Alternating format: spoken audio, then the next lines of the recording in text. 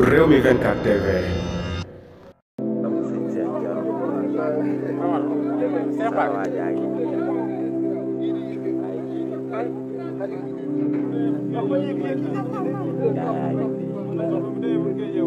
xar yaa ngi nii sëñ Mountakha moo ko jox président Ousmane Sonko ak Diomaye Faye nii sëñ Mountakha moo ko jox Ousmane Sonko ak Diomaye xar yaa ngi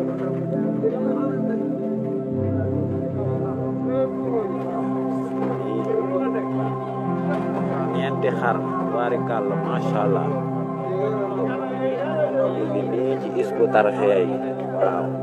xar yi sëñ Mountakha moo ko jox Diomaye ak Ousmane Sonko teg ko ci loxo honorable Serigne Cheikh Thioro Mbacké léegi nii muy waaj a jël di ko yóbbu Dakar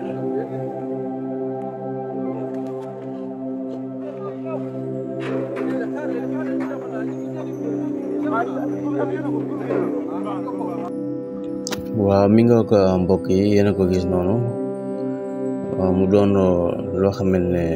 lu rafet la jóge ci xalifa général de Mouride ginnaaw rek ba nga xamante ne kii di premier ministre bi di Ousmane Sonko yëkkati na xar daal di koy jox Serigne Mountakha mu mel ne kii di Serigne Mountakha daal di lay nag defaraat beneen teranga ki nga xamante ne moom mooy président de la république ak premier ministre bi di Ousmane Sonko. mel na kon Serigne Mountakha daal dina yëkkati kon ñaari xar yu am solo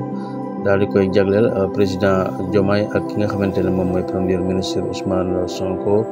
ni ki tey jii tombé ak 16 juin 2024 mu doon geste boo xam ne bu rafet la ci taxawaay bi nga xamante ne rek Serigne Mountakha am na ko ci président de la république ak premier ministre bi di Ousmane Sonko mu doon loo xam ne daal lu daw yaram la ci nagi ni heure bi daaw mu mel ne métti woon na ci lool ci ki nga xamante ne moom mooy premier ministre bi di Ousmane Sonko mu mel ne 2024 bi nag kon daal dina koy fekk mu nekk premier ministre waaye mu mel ne kon 2023 bi fekkoon nañu daal di koy barricade ba nga xamee ne tabaski sax ca biir këram la ko defee woon mu doon loo xamante ne génnul benn yoon julli jiwul deful lenn loo xamee ne nag nekk ci biir këram kon tey jii daal ci 2024 bi mu doon mbégte goo xamante ne rek ñu bari ci askan bi ña ngi koy am ngir rek taxawaay bi nga xamante ne daal kon Serigne Mountakha daal dina koy def jël ñaari xar daal di koy jox kii di Diomaye Faye ak ki nga xamante ne rek moom mooy